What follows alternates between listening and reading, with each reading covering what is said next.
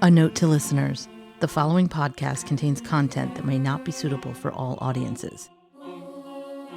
We're walking along and this Honda Civic just drives by and quickly, I think that it was just a last second thought, but quickly veers to the right, stops the car and gets out and heads over to us. And this guy was, he was a big guy. He was creepy as. I was with Roy and he got right in my space, into my ear. And he started saying all of these, one of the things I remember he said, he told me that my nylons were giving him a hard on. And I've been approached by creepy men at that point in my life, but there was something so terrifying about him that I picked up. I mean, I was scared to death. I started screaming at the top of my voice because I couldn't get Cynde to come back, and I just started screaming, "Get the F away from me! Get away from me!" And I kept yelling that at the top. I wouldn't walk any further, and I just started screaming my head off. And he realized that he was going to be seen because it was broad daylight. It was across from the motel that they were staying at. We didn't know that, and I think he was afraid he was going to bring attention to the situation, and especially so close to where they were.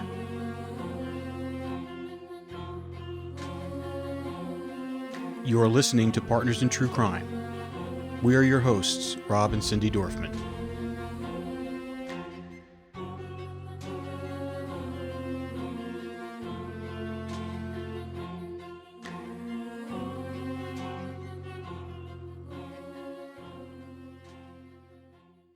If you've been enjoying this podcast, please subscribe to our show on Apple, Spotify, YouTube, wherever you listen to the podcasts. Follow us on social media, subscribe to our website, and please leave us a review, even if it's one word. It's the only way to spread the word about Laura's work, and that's why it's so important. When the Toolbox Killers were hunting for victims in Southern California, they were living in plain sight. Neither one of them looked like a psychotic killer. In fact, Bittaker was small and unassuming, and Norris looked like an average guy. How many times have you met someone and your spidey sense goes off that something's wrong? Sometimes we brush it off, but sometimes our instincts are so loud that we can't ignore them. Everyone is born with a sixth sense to protect themselves against danger, which is why it's so important to trust your gut. It's there for a reason, even if you don't understand why you reacted the way you did to someone until years later, which is what happened to our two guests today.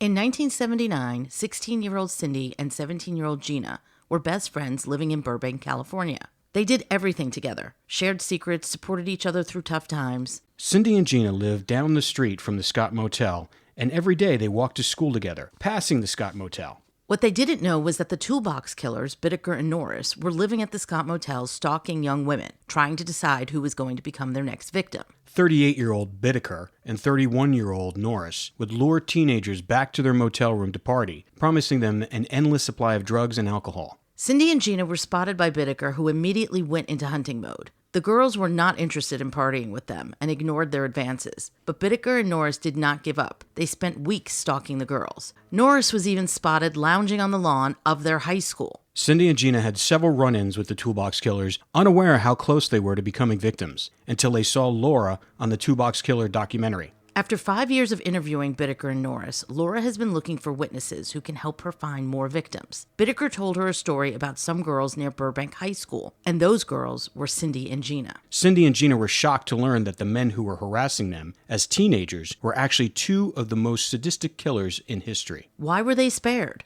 Was it fate, or did their intuition save them? Cynde and Jina are going to tell their chilling tale of how they managed to escape the Toolbox Killers. Laura, why don't you do the introduction, since you have a little bit more information than we do, and just kind of introduce them both and by name and how they're connected to this case? Yeah, I think, Cynde, it was you who initially reached out to me over Facebook. I think it was 2020. Yes. You had seen something I posted. Yes. And it was, you told me about you and your friend Jina. had some, run-ins with Bittaker and Norris up in Burbank. And we had Right. tried to get on the phone a few times, but just we're always missing each other because of our busy lives. Now it's kind of at the perfect timing. We're doing the podcast and I finally get to speak to both of you. Great. Great. So, Cynde, why don't you give us we'll start with you first, and give us a little bit of background on yourself and where you were and where you lived at that period of time when Bittaker and Norris were on their killing spree. And Okay. just give us a little bit of background about yourself and where you lived, and tell us your story. Okay, so I grew up about a quarter mile from the Scott Motel, which, as you know, Bittaker was there, and Jina lived right across the street from me, and we lived near Lockheed, and it was a very, very industrial area, and so we had to walk kind of through industrial area to get to school, so we would walk past the Scott Motel. And of course, we had no idea that there was any serial killer loose. It's just we had several situations where we kind of knew who this guy was, and we were creeped out by him, but we didn't know he was a serial killer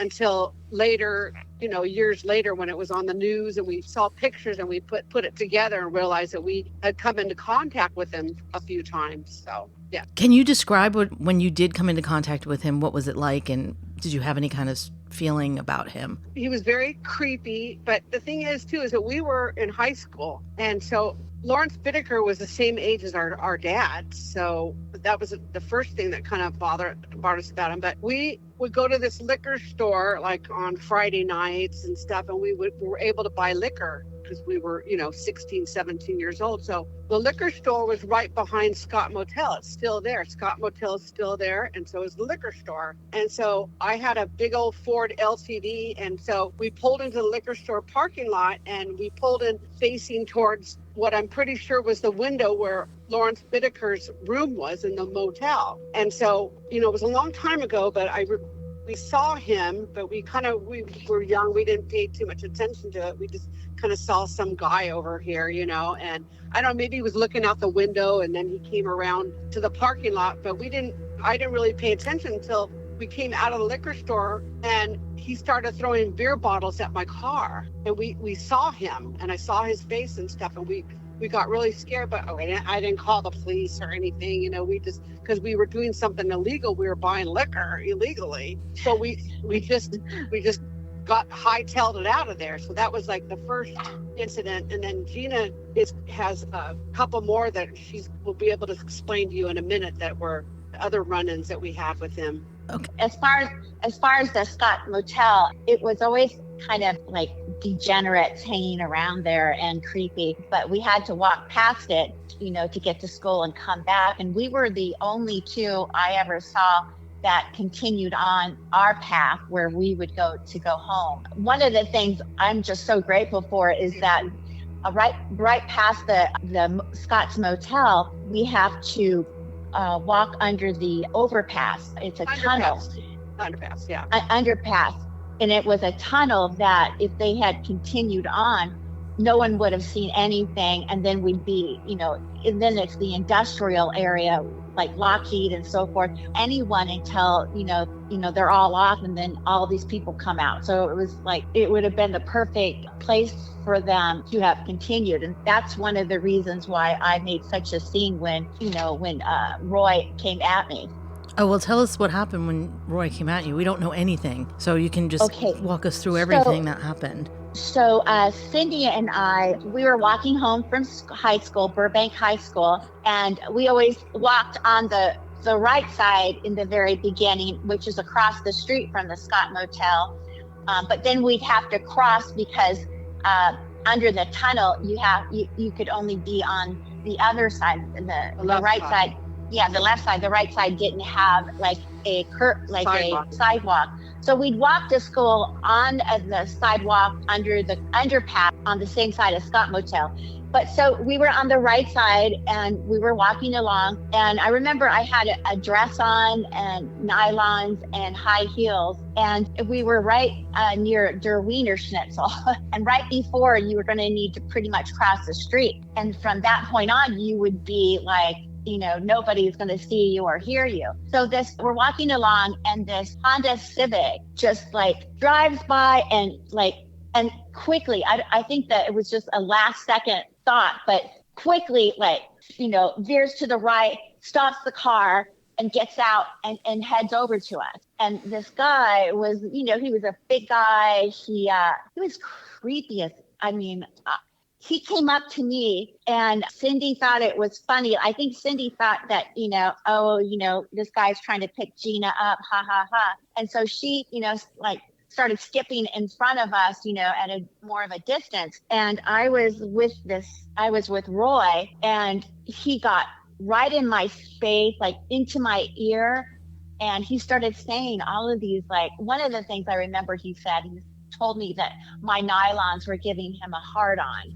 And I've been approached by creepy men at that point in my life, but there was something so terrifying about him that I picked up. I was scared to death. And I yelled to my friend, Cynde, get back here, Cynde, because I really felt I was in imminent danger. And she was laughing and stuff. And I didn't want to get, she just thought, it was funny or something. Well, you're teenagers. We have to clarify that. You guys were teenagers. Yeah, we were teenagers. We just thought, we were innocent. We were innocent little virgin girls. Very, we were so naive. So naive. And I would laugh. Of course. And so I knew that I needed to do something right there, or else he would see that we're going under the underpass or into the underpass cave or tunnel. I'm sorry. And so I started screaming at the top of my voice because I couldn't get Cynde to come back, and I just started screaming, "Get the F away from me! Get away from me!" And I kept yelling that at the top. I wouldn't walk any further, and I just started screaming my head off. And he realized that, he was going to be seen because it was, broad daylight. It was like across from the motel that they were staying at. We didn't know that. And I think he was afraid he was going to bring attention to the situation, and especially so close to where they were. So he got in his car and he sped off. And I was, anyway, it stuck with me for the rest of my life. But then when she told me after, I thought it was, I was probably treating it like a joke, like a dumb blonde that I am. But yeah, when she told me after, then it was creepy, Well, you're a teenager, and how many men we've been hit on, and it's always like, get away from me. But if you had that visceral reaction to him, Jina, luckily. We lived in Los Angeles, and so, there's a lot of crazy, people around there. But I think we had several, encounters. The next one, when I think about it, I wonder if they were coming back to, maybe he told Lawrence, and they got nervous about, me telling my mom and the police and everything, because it was the next time we saw them, Cynde and I lived right across the street from each other, and we were always at each other's house, like all the time. We were at Cindy's house, and it was nighttime, and we were going over to my house, and this van pulls up. And it seems very odd that they would come down Brighton Street. We had this incident with them, and I didn't know it was who they were because it wasn't the Civic, Honda Civic. It was a van, and silver or white van. Lawrence was driving, and Roy, who was in the passenger seat, I couldn't see who was in the passenger seat, so I didn't become as alarmed as I would have. But it's odd that they were on our block at night to get to their motel or whatever they were doing. So they stopped the van like directly in front of both of our houses. And we thought, we're 16 years old, like at that time, if you saw a lot of people at a house, you just went there. And even if you didn't know them because there was a party, it was that kind of climate. And so we were thinking like, oh, maybe, they're going to ask us a question where, how do you get here or there or what? And so we walked over to them in the van, and they were trying to like entice us and get a conversation going and wanted to party with us and so forth. And Cynde and I, my mom always said, don't get into a van, never talk to a man in a van. And so Cynde and I, when they didn't need directions and we saw that they were just trying to like, flirt or whatever, and we weren't interested, we just took off running to my house. house. And the thing of it is, we didn't run into my front door. We ran into the side gate through there because we thought, I don't want them to think, like maybe they won't know that we actually live, at that door area there. We were scared, and we ran, to the safety of our home, and they didn't, try to do anything else. They took off. But then I was walking to school this time without Cynde. I was nearing my high school, and I saw Roy, and he was sitting on the grass in front of the school. And I was thinking, what the hell is he doing there? Like, he's like too old to be hanging around. He's sitting right at the front of the school there on the grass. What is he doing? And I was so afraid that I didn't want to go to school. So I turned around and came back because I didn't want him to see me. I got really scared, like maybe he's looking for me or something. It's terrifying. And I want to interject real quick too, is that I don't know, since it was a long time ago, but I do not know how we figured out that van was Lawrence Bittaker's van, because we didn't know anything about serial killers at the time. But for some reason, then we knew that silver van was, or white or whatever it was parked in the Scott Motel Go ahead. I think it was when they were on trial and it all came up about, the whole story. And then I recognized Roy's face. I could never forget that face and the things that he said to me. It was just, I just picked up this feeling from him that was so scary. I remembered more of Lawrence Bittaker's face, but at the time, somehow her and I figured out that van that was driving down the street was in that Scott Motel. I don't know how. And then later years after I saw it on the news, then I go, oh my gosh, and then I tied it all together. That van came down our street. It was at Scott Motel facing the room that was behind the liquor store. And so that's how Jina and I started realizing that we had came into contact with Lawrence Bittaker and Roy, whatever, Norris, I think his name was. Yeah. Yeah. I wonder if they both were looking for us on Brighton Street, because it's so odd that they would be on that street at night, and we both lived there. And then Roy being at my high school. Now I know that they were targeting people from the high school, but I'd never seen him at the high school. And it was like right after, he had done this to me. So I started really getting nervous that this guy, is stalking, trying to find me. Hey, Laura, can you just tell us a little bit about any conversations that you might have had with Bittaker in regards to young girls who got away, and how did you discover Jina and Cynde? I think you may said it in the beginning, but just if you can re-say it. Yeah, well, there were so many stories they both told me of girls who had gotten away. They were actively hunting and stalking so many young girls. So if they had pulled up right on your street, they probably had been doing some type of surveillance on you guys. How else would they have learned? Yeah. You both had lived right there. And then they're also, coming to you en route to your school. And then you see Roy outside the high school. And there's a lot of reports from other girls I talked to where Bittaker would be outside of their school. Norris would be outside of their school when they were coming out or going in, which is just like what you said, Jina, with him sitting on the grass there. It was like they were always waiting either when a girl was going into school or coming out of school. And that liquor store right next to the motel, that was their prime spot. They were watching for teenagers going in to buy liquor. They knew, especially on the weekends, like Friday and Saturday night, the teenagers would be going there and standing outside the liquor store.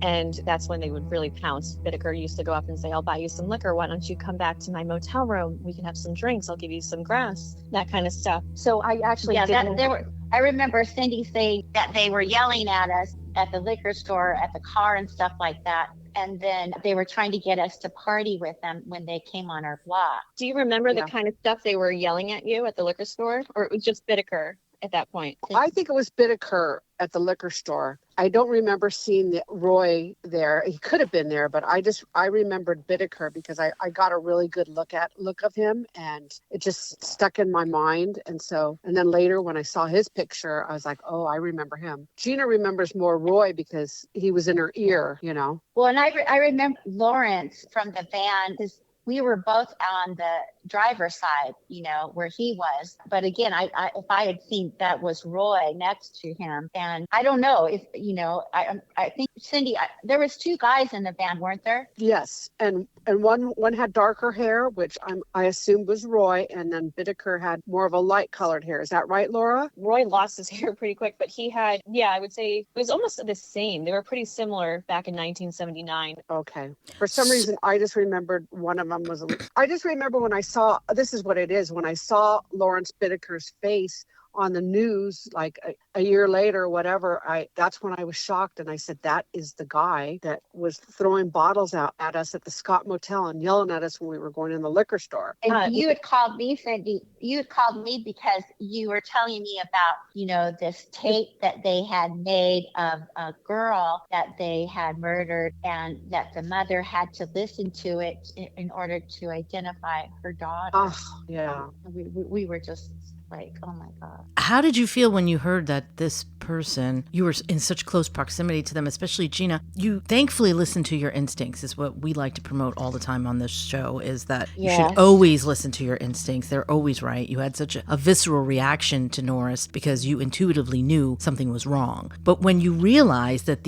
what these two people were doing, how did you feel? It must have been terrifying. It was absolutely terrifying. And, it's not something that, people want to hear, and so like Cynde was the only one that I could talk to about it. And at that point, we were living in different states. I had joined the military and I was in Alaska. And so we didn't get to talk a whole lot about it. But when we'd get together and I'd come to visit, it was always brought up. And she was the only one that I could talk openly about it, because nobody wants to hear about that, or at least, that's how I felt. And I didn't feel like I had anyone to share it with. And I can't believe, I can't believe I didn't tell my mom or my dad they were divorced, because it was a very abusive situation at home. And I didn't have parents to even to be able to tell that too. And with my situation, I don't know why I didn't tell my parents. I probably could have told my parents, but I was really dizzy blonde at the time, and then I felt like,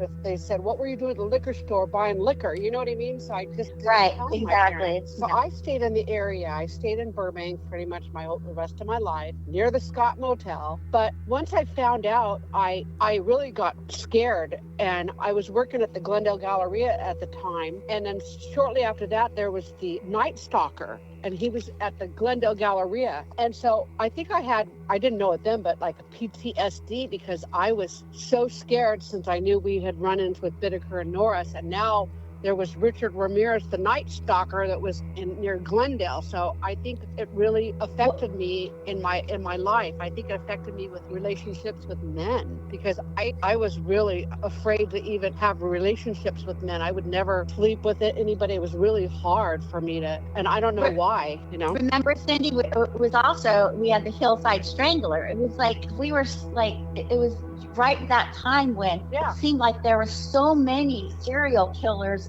within our midst. I would have to get walked to my car at night because of the Hillside Stranglers, at my job. And it just like we were surrounded by that. We grew up in an area at a time when it just seemed to be like everywhere. Yeah. There was a lot of traffic in between that hotel and with other young people from your high school who used to hang out and party with them. Did anybody that you knew at high school have a similar experience who actually did hang out with them? Well, we didn't, as far as I know, no one spoke to me about it. There could have been, and they just didn't think it was a big deal, but it wasn't I only went to Burbank for a short amount of time. I wasn't there the full time. And so my circle of friends was Cynde's circle of friends. No one brought up that they were doing that with them. What about you, Cynde? Did you hear of anything or no? I mean, at the time, we didn't really even know what we were dealing with. I probably thought this guy just wanted to pick up on, this weird guy wanted to pick up on Jina. I didn't have any idea what else he was doing. So, but I don't think I ever met anybody that said they had a run-in with them. And I told many people what had happened to us, but I never heard of anybody else. So, Laura, was he stalking the Burbank High School, or was it other high schools in that area? Well, Burbank was predominantly the one that he stalked. There was also Verdugo in that area. That's where Lynette went to high school. They also, did you guys ever go to McCambridge Park? yes. We live right near McCambridge Park. Yep. Yeah, that was one of the parks I know he hunted at with Roy. That's where they actually found Dina Moody. She was one of the teenagers. We had her on the podcast for episode 2, and that's where he had picked her up and pretended to be a model scout with Roy. The motel was on the same street as our high school, San Fernando Boulevard. No, So no, it wasn't. No, it wasn't. what was it? What was the name of? San Fernando Road, and then next street up was 3rd Street. So it was a block up, Burbank High School. Oh, San Fernando. but so it was right there. It was right close. there. Yeah, it was close. We would actually sometimes walk through McCambridge Park, which was kind of near the Dewey right. Schnitzel that's now a Tommy Burger. That's We'd right. Kind of walk through McCambridge Park. You know what, Gina? Something just hit my mind right now. Do you remember when we would walk through McCambridge Park and some guy was trying to get us to smoke some angel dust? Do you think that could have been Yes. Lawrence or Roy? Because remember, he was trying to get us to smoke angel dust in McCambridge Park. I'm wondering if that was him too. Yeah, because I never had any friends that were smoking angel dust or anything like that. And just, I heard, this is really bad stuff. You don't want to. And so it was really weird that if we did, it was definitely before I ever, he approached me, because we just kind of like blew him off and just kept walking. But, who knows? Mm-hmm. Actually found PCP in the motel when they did the search. Oh my! It had to be. It had to be, because it was right around that time. But it was all en route.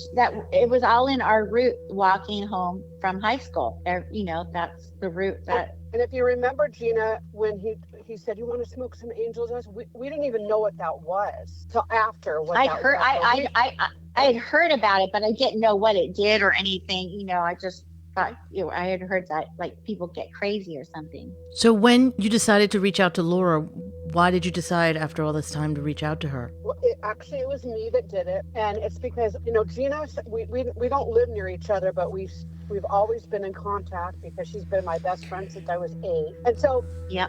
When we get together, sometimes we would bring it up and talk about it. We would get the chills just talking about what we went through. We didn't, but anyway, so then I saw Laura had posted about it, and I sent her a message, said, "Oh, my friend and I had some run-ins with the toolbox killer." So that's how this all came about. I still when you say, how did it make you feel? There are times, I just get kind of stuck into it, and I think about, oh my God, that could have been us. It could have been. Yeah.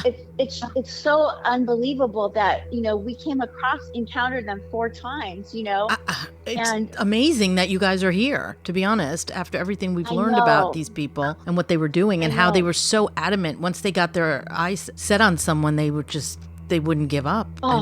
Way more than you realize. If they knew right where to go, turn down your street, you were probably being watched way more than you have any idea. It scares me so much, even to this day. I try not to dwell on it, but when I see the pictures of those girls, they look like us. We look like that. Yeah. So scary to think that could have been us. Oh. So I know that they had set out their sights on Gina. I know for sure. I at that time, I'm like, after we were running through the underpass, when I was laughing because I was nervous or whatever, I kind of knew at that point, like, this person's after my friend Gina, and I'm pretty sure they probably were watching her, and then they saw her at Burbank High. I wasn't there. I know that they had to know that we went to that school, because that's the time when people they knew the comings and goings of what time people went there, what time kids left there, and we were, so obviously that was our high school. That was our age, to be at high school. I'm just so grateful that I had that, intuition that just was screaming, alarm in my head, because I could feel from this man, just horrible things. It was crazy, but I totally felt this man was evil. That's why you have to listen to your Interesting that intuition. You were alone, Jina. You know, when you were at the high school, I'm wondering if he had been watching you and was waiting for you to be alone. That day you saw him sitting out. Now when I just started kind of putting things together, like what was he doing on our block? What were they doing, and what was he doing, sitting there right after the incident, at our high school. And I saw him and I went, I'm running all the way back home. I didn't go to school that day because I was so scared. Hey, Laura, can you just explain to us, based upon what they have told you, what Bittaker told you, if they had some gotaways, would they focus on them or would they abandon them, or they would be more diligent on trying to find them and kill them? Or would they just continue to stalk them just so they had an idea where they were? Yeah, they would probably be waiting for a point where, they were separated, like I was just saying, just looking for the opportunity to get one of them or both of them. They wouldn't have stopped hunting, but they would have just been looking out and keeping tabs and just waiting for the perfect opportunity. I think too, because he did it. He approached me so out in the open, Cynde and I, and it was so close to their home base across the street right there, that I think they thought we don't want her talking to anyone that's too close to home or something like that. And the fact that I was screaming my head off, they probably thought I was going to go home to a family that I could tell and that would be investigating, what was happening. Screams actually could have excited them. They were anger excitation, sadistic personality disorder. So he was all jacked up. Yeah.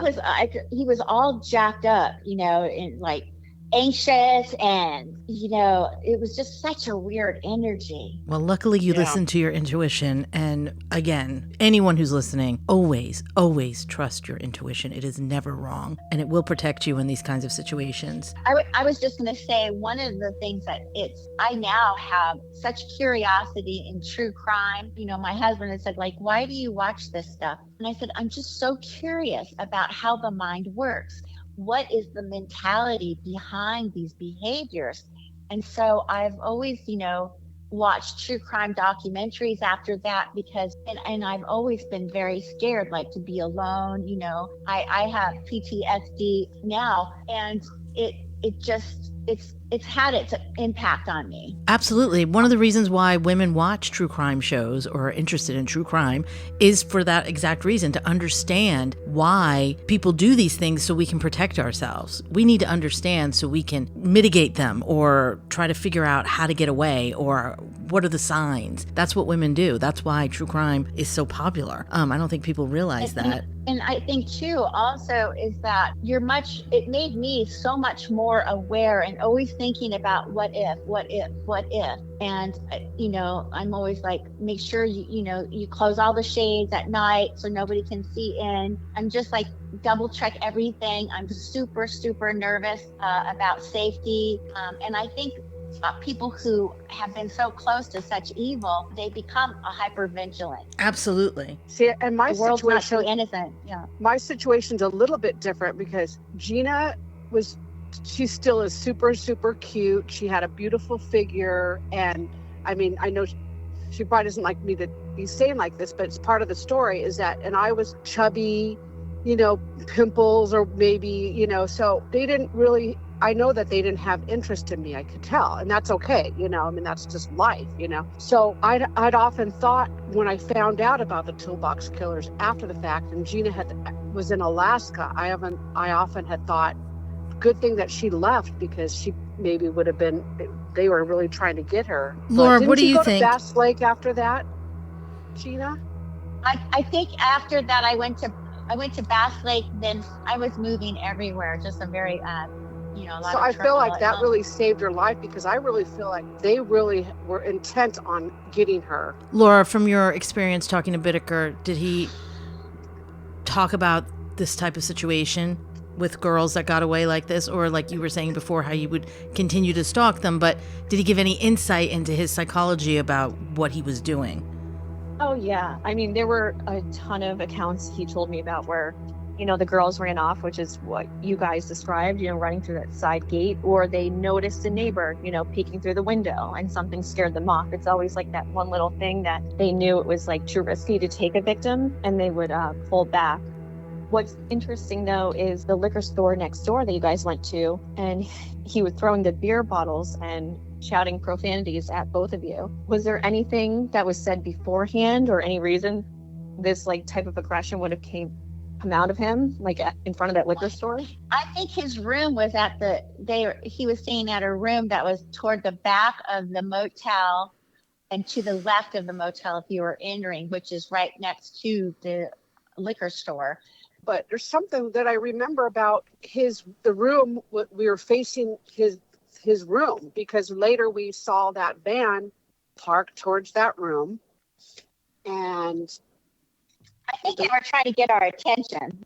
Yeah. I think that's what it was. I think he was trying to get your attention. He was trying to elicit a response, trying to engage you in any way he could. And I was so oblivious at the time, but it just felt weird. It felt wrong. It didn't feel like a normal situation. There was something very off on it, very dark that we sensed. Well, a wall of his motel room was facing Roy's liquor store right there. Yeah. Yes. Yeah. So it really was facing that. So yeah, it was. Okay. Facing right there. Because I often had thought, did I really see this or what, but.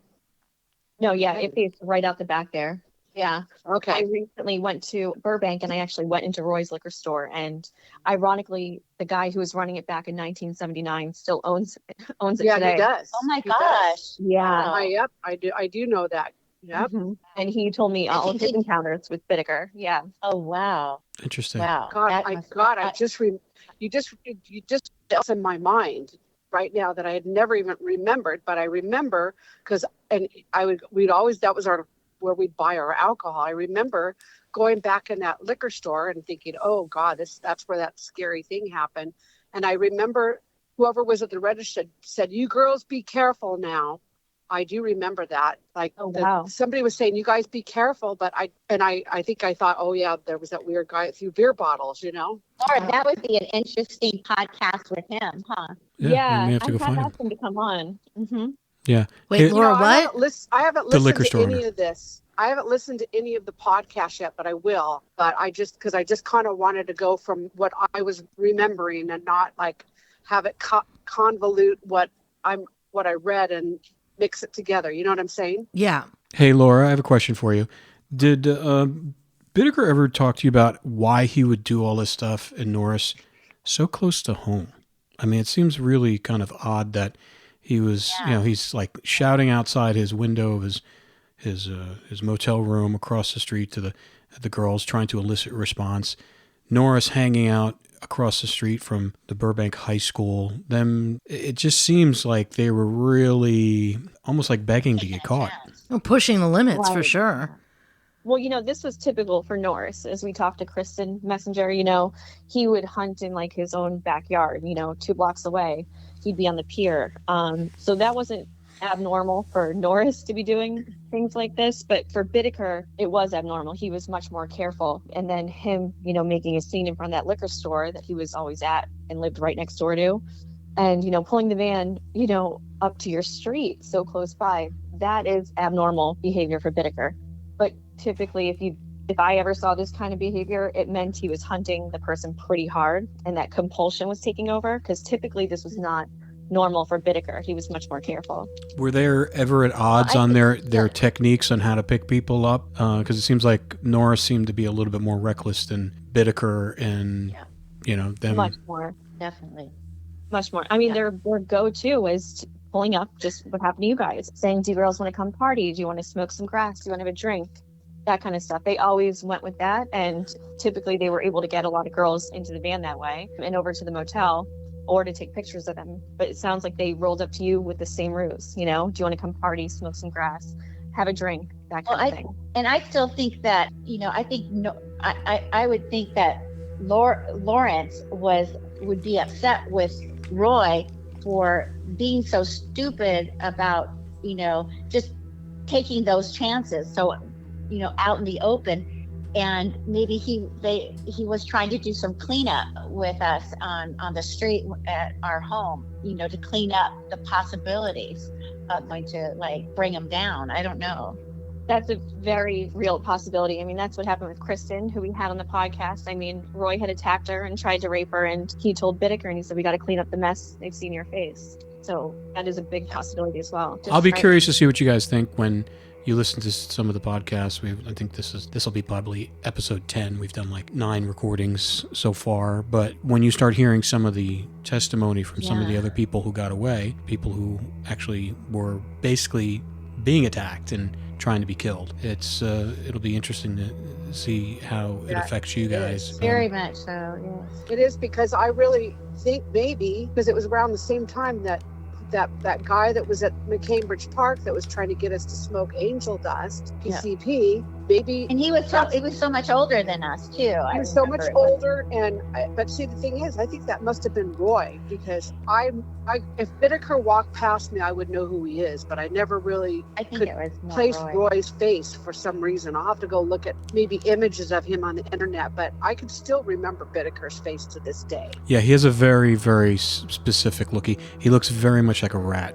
Yeah. Very rodent-like. Well, you know what I was hoping too is I've listened to a couple of the podcasts that Laura had sent me to review, and that actually is what triggered my thoughts of like, oh my gosh, Brighton Street, what were they doing there? And then at the high school, and that's what really made me believe that they were looking to, they were hunting us down, actually, because there's just no way that, they were just, oh, here he is here and there. I mean, 4 times.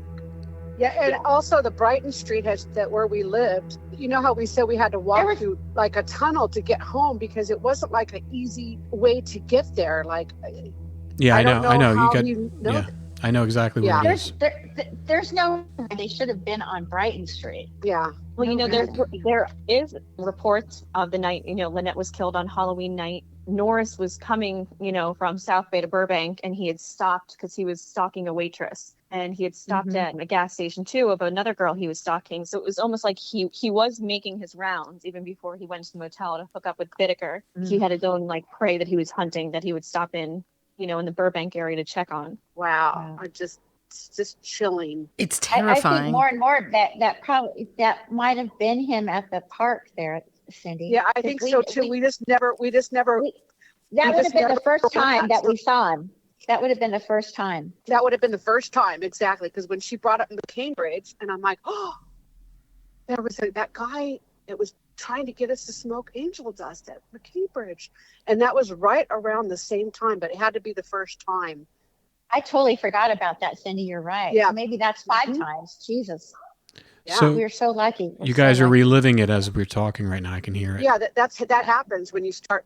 That's why I'm anxious to listen to this podcast, because I'm thinking maybe more stuff will come out of my mind when I start hearing it. Absolutely. Well, if something does come out, we can definitely have you back on again. I have a question for you. Cynde kind of alluded to this earlier. Once he was captured and the trial obviously was happening, were you aware of this other than just seeing it on the news? And did you tell anybody outside of you and Gina's little circle? Yes, I did. First of all, I didn't even want to watch the trial because now there's a thing called PTSD, but I think at the time I probably did. I didn't even want to. I didn't even want to look at it. I didn't want to look at his face. So no, I didn't have a lot of attention to it. However, I told my mom, I told my dad, I told many people over the years that, when anybody it would ever came up, or if somebody said, hey, do you remember Lawrence Bittaker? I'll go, oh yes, I do. Yeah. What were your parents' reaction when you told them? They both were just, oh, thank God. They were just. And then also at that same time, the Night Stalker or the Hillside Strangler, one of them was going on. So every time those came about, it was just so scary to me. I'm still scared. Like, I don't watch any horror movies. I don't watch any horror movies. I won't watch any horror movies at all to this day.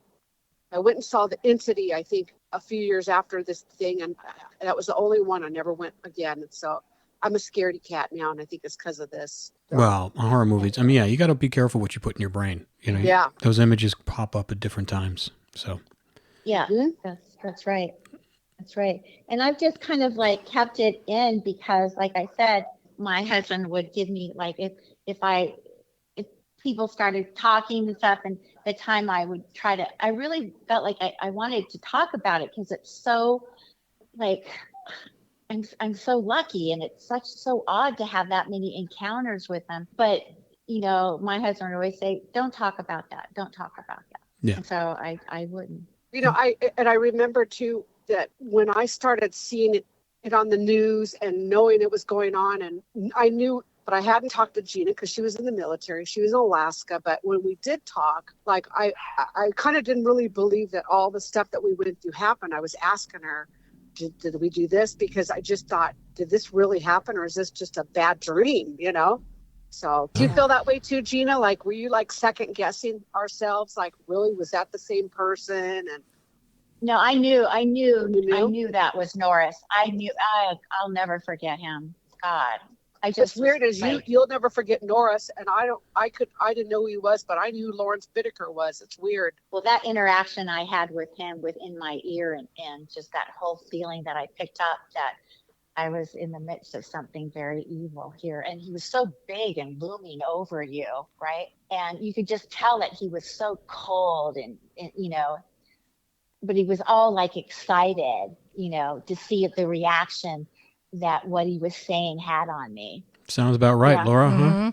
Yeah, I was just going to say exactly what he did to Kristen, that reaction he was waiting for. Yeah, he got off on it. The more that I got scared, the more that he said it. Like it was like a trigger for him, like he was getting off on it. Wow. Yeah. Wow. That's a horrible experience. It's terrifying. Laura, do you have any other specific questions you have for these ladies? No, I'm just really thankful you guys, contacted me and wanted to come on and tell your story. I really appreciate it. I know it's not easy, and I'm really glad that you guys listen to your instincts, and I hope everybody listening really takes note of that, because, we do get those gut feelings and we have to follow them. We have them as our survival instincts. Thank you so much, Laura. Thank you, Laura. I mean, it's. I hope other people that have been through this, it'll trigger maybe something else like hearing their stories did with us. Doesn't feel right, it's not right. Exactly. Trust your intuition always. Fantastic, ladies. Well, listen, thank you so much for your time. You guys have been wonderful, and here are your unfortunate stories, but I think it's always helpful to hear those. And our goal here is we're actually looking for remaining victims, their remains. Some other people that were not identified, we're also looking into that. So when you do listen to the podcast now, just anything comes up, just feel free to hit up Laura and say if anything jars your memory, because any and all information is welcome. Well, where can we listen to this podcast? This one will probably be on in I would say probably January. Well, We'll let you know. Well, any of them. What's the name that we? It's called Partners. It's Partners in True Crime. Partners in Okay. True And it's the other title is Serial Killer Whisperer. It's season 3. Season 3. So if you go to our website, Partners in True Crime, there's 2 other seasons beforehand of other stuff that we did. Crazy I can't wait to listen to them. crazy cold cases and other stuff. But this one is season 3, Serial Killer Whisperer. And and you can listen to it. You can put it on your phone and you can listen to it and you can subscribe to it. And then this way every time an episode drops, because we drop an episode every Friday. Yeah, if you subscribe, Well, it'll thank automatically you once send. again. Thank you for Thank coming you. on. Yes, thank you so much. Thank you, guys. Appreciate it. Okay, thanks. All right. All right. Bye-bye. Have a great day. Next time on Partners in True Crime. On this season of Partners in True Crime, the Serial Killer Whisperer, we will be following Laura Brand's incredible journey as she continues her groundbreaking study on serial killers. Each week, we will release never-before-heard recordings of her conversations with the most notorious killers in hopes to get answers for the victims' families, and maybe that could lead to recovering their lost remains. Please visit our website where you can subscribe to the podcast, find show notes, and check out extra content from all of our podcasts. All rights reserved. This has been a production of 722 Media Content.